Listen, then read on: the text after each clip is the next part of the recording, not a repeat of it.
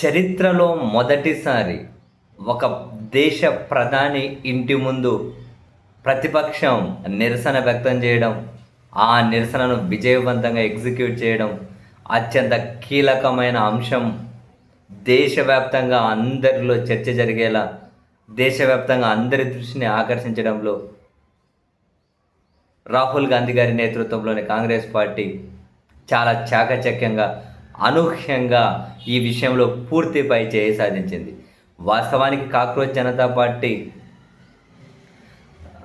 కేంద్ర మంత్రి ధర్మేంద్ర ప్రధాన్ రాజీనామా కోరుతూ మొన్న నిర్వహించినటువంటి ర్యాలీ ఏదైతే ఉందో, పార్లమెంటుకు మార్చ్ అని, సంసద్ మార్చ్ అని, దాని మీద పోలీసులు తీవ్రంగా విరుచుకుపడడం, లాఠీ చార్జీ, చివరికి అప్పుడు జలియన్ వాలాబాగ్తో దీన్ని పోల్చే పరిస్థితులు సోషల్ మీడియాలో కనిపించి, ఆ విధమైనటువంటి 2 ఇమేజ్లు, అప్పుడు జలియన్ వాలాబాగ్ గల, అదిగో ఢిల్లీ జంతర్ మంతర్ ఆ ర్యాలీ ఇలా అని దారుణంగా కొట్టారులేండి. కొందరు వెంటిలేటర్ మీద చికిత్స తీసుకుంటూ ఉన్నారు, ప్రాణాలతో పోరాడుతూ ఉన్నారు.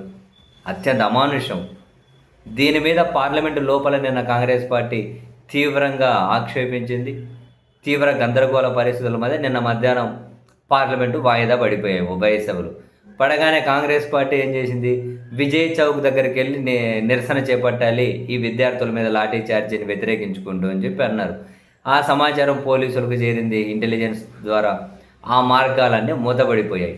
అప్పుడు రాహుల్ గాంధీ గారు చాలా చురుగ్గా ఆలోచించి అదే నిన్ననే 21వ తేదీ, నిన్ననే కాంగ్రెస్ అధ్యక్షులు మల్లికార్జున్ ఖార్గే గారి పుట్టినరోజు. అందుకని ఖార్గే గారికి పుట్టినరోజు శుభాకాంక్షలు చెప్పాలనుకున్న వాళ్ళు ఎంపీలు, మీరు మిగతా నాయకులందరూ ఖార్గే నివాసానికి రండి, మధ్యాహ్న భోజనం అక్కడే ఉంటుంది అని సమాచారం పంపించారు. 10 రాజాజీ మార్గులో ఉంటుంది ఖార్గే గారి నివాసం. ఇంకా రాహుల్ గాంధీ గారు, ప్రియాంక గాంధీ గారు కూడా అక్కడికి చేరుకుని అక్కడే ఉన్నారనగానే కాంగ్రెస్ ముఖ్యమంత్రులు, కర్ణాటక, కేరళ ముఖ్యమంత్రులు, దాదాపు 100 మందికి పైగా ఎంపీలు అందరూ ఖార్గే నివాసానికి చేరుకున్నారు. అక్కడి నుంచి సరే ఏదో పుట్టినరోజుకి చెప్పకపోతున్నారని చెప్పి పోలీసులకు రవ్వంత సమాచారం కూడా ఇంటెలిజెన్స్కి తెలియలే అనుకున్నారు. అక్కడికి చేరగానే నెక్స్ట్ అక్కడి నుంచి నేరుగా 10 లోక్మాన్ మార్గ్లో ఉన్నటువంటి 7 ప్రధాని గారి నివాసం ఏదైతే ఉందో, బంగ్లా నంబర్ 7 అట, అది ఏమంటారు, లోక్ కళ్యాణ్ మార్గులో, అక్కడికి నేరుగా ఖార్గే నివాసం దగ్గర నుంచి నేరుగా అక్కడికి వెళ్ళిపోయారు. ఒక్కసారిగా ప్రధాని నివాసం ముందు కూర్చొని నిరసన ఉలిక్కి పడింది. కేంద్రము, ఇంటెలిజెన్సు, పోలీసులు తేరుకునే లోపే అక్కడ రాహుల్ గాంధీ గారు కూర్చున్నారు, కాంగ్రెస్ చీఫ్ కూర్చున్నారు, ప్రియాంక గాంధీ గారు కూర్చున్నారు, ముఖ్యమంత్రులు కూర్చున్నారు, 100 మందికి పైగా ఎంపీలు కూర్చున్నారు.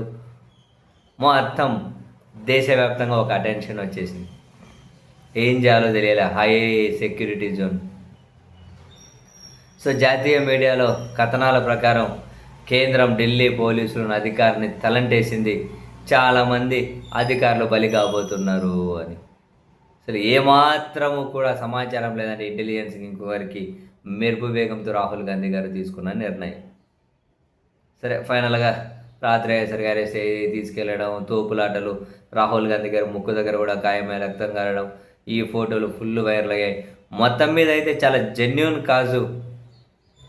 బీజేపీ వాళ్ళ ఐటీ సెల్ని ప్రయోగించి, వాట్సాప్ యూనివర్స్ని ప్రయోగించి ఎంత ప్రయత్నం చేస్తూ ఉన్నా దీన్ని ఏమైనా నెగిటివ్లో ప్రొజెక్ట్ చేయడం కోసం ఈ కాక్రోచ్ జనతా పార్టీ ఆందోళనలు, ఈ కాంగ్రెస్ పార్టీ నిరసన, వీటన్నింటినీ అది అంత ఈజీ అయ్యే పని కదా. ప్రతిసారి ప్రజలను మోసం చేయలేం కదా. సో మొత్తానికైతే దేశవ్యాప్తంగా ఒక పెద్ద అటెన్షన్ అయితే నెలకొని ఉంది ఈ నీట్ పరీక్షల రద్దు అంశం. దానికి బాధ్యులు ఎవరు, బాధ్యత తీసుకోవాలి, జవాబుదారీతనం ఉండాలి కదా అన్నది చాలా జెన్యూన్ డిమాండ్ కదా.